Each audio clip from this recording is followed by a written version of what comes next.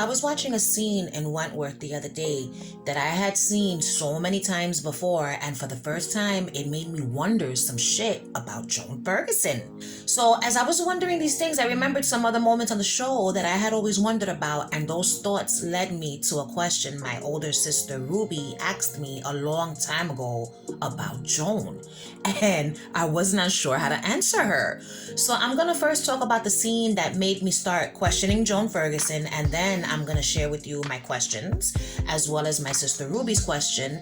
And together as one, we're going to see if we can come up with some damn answers. All right. So boom, it all began with this scene right here. The scene where Allie pretends to be high as a kite in the showers so that she can try and give Ferguson a hot shot as revenge for Joan having killed B. Smith. Joan enters the H-block showers with a couple of her prison bitches, all right? Those bitches, they inspect the shower stalls to make sure that the showers are empty because Joan doesn't like showering, with other people in the showers. So they're looking to see if the coast is clear, and that's when they come across Allie Novak, sitting in a shower stall, on the floor, looking high as hell, all right? Now, Joan, like I said, she normally wants no one in the showers with her while she's washing herself. So Joan's fucking prison thugs are telling Allie to get out, and Joan tells them to leave her alone, let her be, because in Joan's mind, look at her. She's high as a kite. She's not a threat. So the women leave, and Joan, little by little she goes and she starts talking her shit to Allie, calling her worthless. That's Joan Ferguson's favorite insult. She loves to call a bitch worthless, you know what I'm saying? And tell them how much of a disappointment they are. So she's taunting Allie, and at one point, Allie begins to reach out for Joan. And for me, Joan saw this as if Allie was trying to make a pass at her. And I said to myself, why in the fuck would Joan have thought Allie was making a pass at her in this moment? Did she really think that Allie was trying to flirt with her? Or was that Joan's way of justifying what she was about to do next? Hear me out. So when Joan sees Allie reach out her hand to her, she says to Allie, "Oh, you want to touch me?" She walks over to Allie with her own arm held out to Allie, but she doesn't touch her. Instead, she tells her, "But you're filthy." You know what I'm saying? And then she turns on the shower and the water pours onto Allie. And Joan tells her, "You're a filthy whore. Little top dog whore."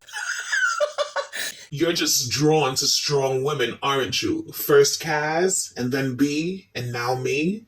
That line right there, first Kaz and then B and now me, that's what made me think that Joan thought Allie was making a pass at her when she was reaching her arm out to her.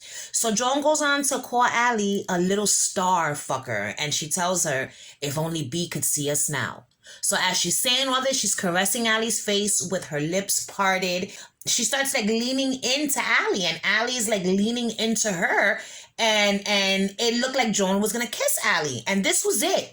This was the moment, caramba, that I questioned everything. I was like, wait a minute, puñeta. If Joan sees herself as strong and powerful, and she sees Allie as weak and vulnerable, then my first question is Joan attracted to weak women? Women who she feels are weaker than her? She was clearly about to kiss Allie. I don't give a fuck what anybody says. She was going to kiss her. She had to be attracted to Allie in order to be down to kiss her, right? So was this the case? Was Joan attracted to weak women? Did Joan prefer women she believed to be weaker than her? So let's look at some other scenes and see if this was just a one-time occurrence, or did this type of shit happen before? Let's go back to the beginning. Before Joan was governor of Wentworth, she was a plain old screw working in Blackmore Prison. After seeing that scene with Allie and having those questions, all these thoughts came back to me about Joan and Gianna. Like when Gianna told Joan that she was all alone in there, and Joan was like, alone? But you've got me. And Gianna reacted as if Joan was somehow not enough. For me, that meant that Gianna was just settling for Joan's companionship while she was locked up. And it also meant that Joan knew deep down that Gianna didn't want her, but she was still down to be there for her because, even though Gianna settled for Joan, she still needed her, and Joan knew that. So was she taking advantage of that, using Gianna's weak state to her benefit? Because Gianna needed Joan since she had no one else.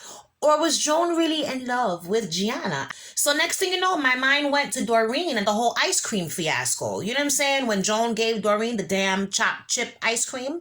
Joan took a liking to Doreen from the very start. Doreen was like the second coming of Gianna for Joan, especially once she found out about Doreen being pregnant.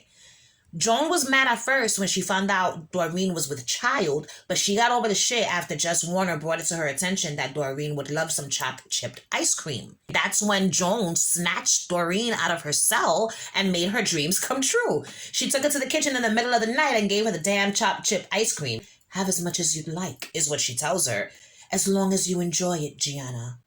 Gianna? That's what Doreen was thinking. My name is Doreen, bitch, not Gianna. So Doreen thought it was bizarre that Joan called her Gianna, but at the end of the day, she didn't give a fuck what Ferguson called her, as long as she left her the hell alone so she could eat the damn ice cream. So after that, Joan visits Doreen in her cell, and Doreen's baby kicks. So Joan asks Doreen if she could feel the baby kicking, and so she touches Doreen's belly. So as she is feeling the miracle of life through Doreen's belly, she looks at Doreen. This look right here, okay? She then leans in slowly towards Doreen's face, and Doreen is looking at her like, bitch, what in the fuck are you doing? You know what I'm saying?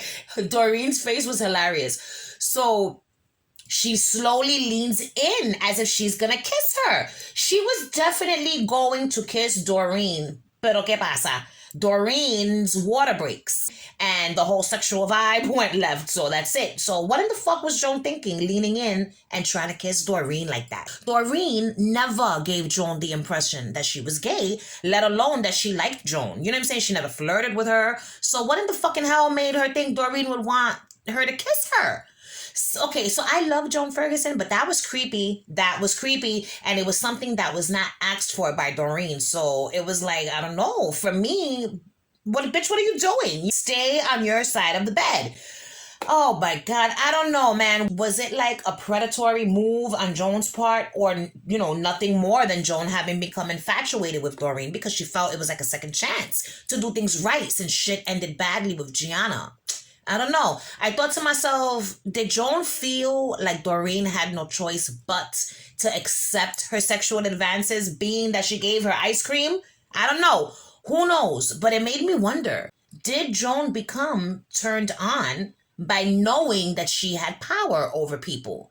She was clearly ready to kiss Allie, whom she believed in that moment that she had power over. She knew she had power over Doreen, being that she was the governor and Doreen was a prisoner. What about when she stabbed our beloved B. Smith to death? All right, let's examine a moment in that scene. When Joan was stabbing B the last couple of times, like right towards the end when B was hanging on by a fucking thread, right before B smiles at Joan and whispers, I win. Just look at this right here and you tell me what this looks like to you. I've seen these expressions before.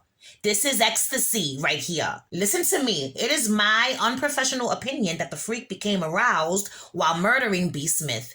I am certain that she came all up in her panties, all right? Look how close she was holding B. She didn't have to hold her that close. She had her face all up in B's face. She was thoroughly enjoying every second of this brutal-ass, violent fucking slaying up until B. Smith said the magic words.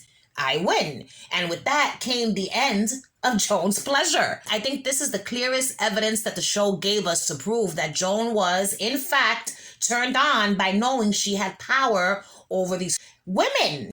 Oh my God. So I think the answer is clear. Joan Ferguson was indeed attracted to women weaker than her. She preyed on those that were weaker physically and mentally, and she definitely got off on having power over them.